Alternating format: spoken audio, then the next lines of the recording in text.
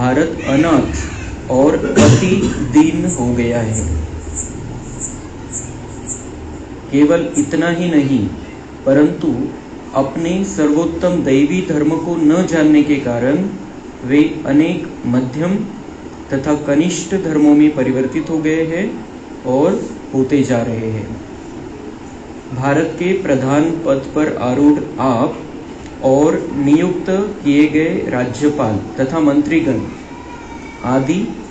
आदि सनातन देही अभिमानी सर्वगुण संपन्न 16 कला संपूर्ण निर्विकारी मर्यादा पुरुषोत्तम अहिंसा प्रधान दैवी धर्म को जान जाएंगे तो आपकी सहायता से भारत भूमि कल्प पहले मतलब 5000 वर्ष पहले की तरह जन्म जन्मांतर के लिए 2 मुकुटधारी राजाओं की भूमि बन जाएगी और सृष्टि में इसकी जय जयकार होगी। जर वरच्या लेवलचे तुम्ही राष्ट्रपती, प्रधानमंत्री, अनेक मंत्री यांना जर हे लक्षात आलं की आपण कोणते आत्मा आहे, संपूर्ण 16 कला संपूर्ण निर्विकारी मर्यादा पुरुषोत्तम अहिंसा प्रधान दैवी धर्म की हम आत्माएं हैं, भारतवासी जो भी है, अगर ये समझ में आ जाए और ऊपर के लेवल वालों को समझ में आ जाए तो भारत फिर से दैवी राजधानी बन जाएगा। 2 मुकुटधारियों का राज्य इस भूमि पर आ जाएगा। 2 मुकुटधारी म्हणजे एक तर राज्य सत्तेचा मुकुट आणि एक पवित्रतेचा।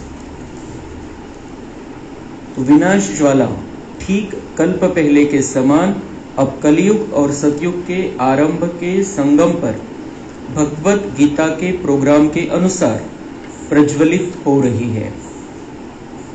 त्याच वेळेला 1954 मध्ये सांगितलं होतं त्यांना कि विनाश ज्वाला अब प्रज्वलित हो रही, जैसे भगवत गीता में उन्होंने बताया है कि अभी ये अंतिम समय, त्यावेळेला त्यांना कालखंड माहिती नाही, काहीच नाही, पण जो विनाशाचा काळ आहे तो आता सुरू झालेला आहे हे राष्ट्रपतींना सांगितलं गेलं त्यावेळेला। अतः अलौकिक शुभ कार्य में तत्पर हो जाना ही आप जैसे बुद्धिमान तथा धर्म विश्वासी प्रधान का कर्तव्य है। तो ऐसे शुभ कार्य में आप भी लग जाओ। त्यांना संदेश दिला गेला, राष्ट्रपतीला संदेश दिला, राष्ट्रपती भवन मध्ये संदेश पोहोचला, पण ते तर काही ज्ञानामध्ये नाही आले, पण आपली बच्चीच बाबांनी राष्ट्रपती बनवली। यह पत्र बाद में हिंदी और अंग्रेजी भाषा में छपाकर जनसाधारण को भी बांटा गया। संदेश सगळ्यांपर्यंत त्या निमित्ताने पोहोचेल म्हणून राष्ट्रपतींना जे पत्र लिहिलं होतं त्याच्या प्रती बनवून सगळीकडे या वाटल्या गेल्या होत्या त्यावेळेस। परंतु जनता तथा उन द्वारा चुने नेता अब धर्म की बातों को और कहाँ इतना ध्यान देते थे। वे तो माया की गहरी नींद में सोए पड़े थे। फिर देश की शासन सत्ता किसी एक के हाथ में तो नहीं थी कि वह कोई निर्णय करके कुछ कर डालता। आज तो भारत अपने उच्च धर्म की निधी को खो चुका है। तर त्यावेळेला काही एकाच्या हातामध्ये काहीच नव्हतं आणि त्यामुळे तो काही करू शकत नव्हता आणि त्यांचं पण तशा प्रकारची स्थिती नव्हती, नेत्यांची पण आणि जे वरच्या लेवलचे त्यांची पण। तर या राजेंद्र प्रसाद बद्दल बाबा ने एका मुरलीमध्ये सांगितलं होतं की उनको ये संदेश दिया गया, उनको बताया गया, लेकिन वो कहता है मुझे टाइम नहीं है। तो टाइम नहीं है और ऐसे ही चला गया। फिर ज्याचं त्याचं भाग्य असतं, राष्ट्रपतीचं सुद्धा त्यावेळेचं भाग्य नव्हतं। आणि आता तर बाबांनी जसं काही धर्मसत्ता आणि राज्यसत्ता एकाकडे केंद्रित व्हायची याचा प्रयोग सुरू केलेला आहे। राज्यसत्ता म्हणजे भारताचं मुख्य जे राज्यकारभार आहे तो राष्ट्रपतीच्या नावाने चालतो। भले ही प्रधानमंत्र्याच्या हातामध्ये असतं पण राष्ट्रपतीच्या नावाने चालतो, राष्ट्रपतीच्या सहीशिवाय काहीच होत नाही। राज्यसत्ता ही आपल्या बहिणीकडे राज्यसत्ता आलेली आहे आणि धर्मसत्ता तर आहेच, कारण त्यांना माहिती आहे धर्म काय, धारणा काय, ते धारणेमध्ये चालणारी आपली राष्ट्रपती। तर एका अर्थाने धर्मसत्ता आणि राज्यसत्ता एकीकडे आलेली आहे, जसं सतयुगामध्ये होणार आहे। सतयुगामध्ये लक्ष्मीनारायण जे राज्य करतील तर राज्यसत्ता पण राहील आणि धर्मसत्ता धारणावाले ते राहतील। तिथं कोणा धर्म आचार्याची गरज नाहीये की त्यांना सल्ला देईल की कसं राज्यकारभार चालवायचं.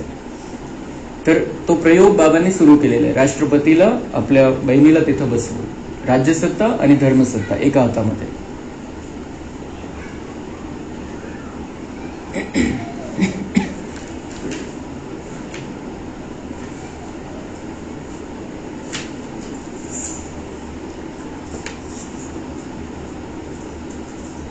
नंतर धर्मसंमेलनामध्ये बोलवलं होतं तिथलं जे भाषण आहे, शांति और विश्व शांति, इस विषय पर भाषण. हमने निसंकोच सभी को बताया कि विश्व शांति की स्थापना के लिए पहले तो व्यक्ति के मन में शांति होना जरूरी है, क्योंकि व्यक्ति ही समाज की एक इकाई है. विश्वामध्ये शांती आणायची, पण व्यक्तीच्या मनामध्ये शांती नाही तर विश्वामध्ये शांती कशी येईल? तर धर्म संमेलनामध्ये, शांतीच्या संमेलनामध्ये जाऊन अशा प्रकारचे संदेश दिले जायचे कि व्यक्ति के मन में शांति होनी चाहिए, व्यक्ति का मन बदलना चाहिए, तब समाज बदलेगा, तब दुनिया बदलेगी. व्यक्ति के मन में शांति तभी हो सकती है जब उसके कर्म अच्छे हो, क्योंकि सुख दुख का आधार मनुष्य के कर्मों पर है. पुनश्च कर्मों का आधार मनुष्य के मन पर है, क्योंकि कर्म करने से पहले मनुष्य के मन में संकल्प उठता है अथवा इच्छा उत्पन्न होती है, तब ही कर्मेंद्रिया कर्म में तत्पर होती है. अथवा मनुष्य के मन अथवा विचारों का सात्विक होना या कंट्रोल में होना जरूरी है. मनामध्ये जे विचार निर्माण होतात त्यातूनच पुढच्या गोष्टी होतात. म्हणून मनाला सात्विक बनवणं आवश्यक आहे, हे समजवलं जायचं त्या संमेलनामध्ये. मन को कोई न कोई विकार, काम, क्रोध ही अपवित्र तथा अशांत करता है. मन को कंट्रोल करने वाली बुद्धि है, परंतु आज मनुष्य की बुद्धि में बल नहीं रहा है. इसलिए मनुष्य आज चाहता कुछ है और सोचता कुछ और ही है. तो मन को कंट्रोल करने वाली बुद्धी आहे, लेकिन बुद्धीमध्येच ताकद राहिलेली नाही, आणि म्हणूनच विचार काही आणि होतं काहीतरी वेगळंच. परंतु मन उनसे कुछ और ही करा देता है. अतः बुद्धि में बल भरने के लिए एक तो ईश्वरीय ज्ञान की आवश्यकता है, क्योंकि ज्ञान ही बुद्धि की खुराक है, और दूसरे इसके लिए परमपिता परमात्मा से बुद्धि का योग होना जरूरी है. दो बातें चाहिए. बुद्धि को अगर शक्तिशाली बनाना है, मन को कंट्रोल में रखने वाली बुद्धि है, बुद्धि को शक्तिशाली बनाना है, तो एक तो ईश्वरीय ज्ञान और परमात्मा से योग, परमात्मा से कनेक्शन, तर मग आपली बुद्धी शक्तिशाली बनेल आणि मन ताब्यात राहील. क्योंकि परमात्मा ही सर्वशक्तिवान, ज्ञान के सागर और पतित पावन है. परंतु मनुष्य परमात्मा से बुद्धि का योग तब तक नहीं लगा सकता जब तक कि उसे परमात्मा का परिचय अर्थात ज्ञान न हो. इसलिए मनुष्य को चाहिए कि वह ईश्वरीय ज्ञान प्राप्त करके याद द्वारा बुद्धि का संबंध परमात्मा से जोड़े. ज्ञान प्राप्त करके याद द्वारा बुद्धि का संबंध परमात्मा से जोड़े. भारत का यही प्राचीन राजयोग है, जिससे कि पहले भारत कभी विश्व का एक आश्चर्य था. यह योग स्वयं परमात्मा ने ही सिखाया था, क्योंकि वही अपना सत्य परिचय दे सकते हैं. आज पुनः वे भारत का प्राचीन प्रायः लुप्त ज्ञान और राजयोग सिखाकर व्यक्ति को भी पवित्र बनाकर शांति दे रहे हैं, तथा गुप्त वेश में प्रजापिता ब्रह्मा के तन द्वारा सतयुगी दैवी सुख शांति संपन्न स्वराज्य की पुनर्स्थापना भी करा रहे हैं.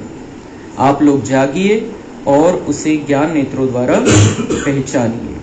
वर्तमान समय के लक्षण देखकर सोचिए कि क्या अब धर्मग्लानि का समय नहीं है, और अब उस पतित पावन एवं विश्व शांति के संस्थापक परमपिता परमात्मा को आना नहीं चाहिए.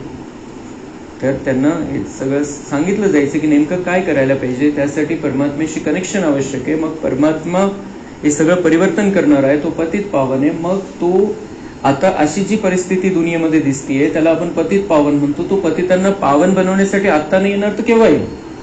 आता तो आला पाहिजे. मग तो आलेला आहे, मग तो काय करतोय, कोणाच्या तनामध्ये आलेला आहे, त्याचं कार्य कसं चाललेलं आहे हे समजवलं जायचं, आणि असंच आपल्याला सगळ्यांना पण समजवायचंय.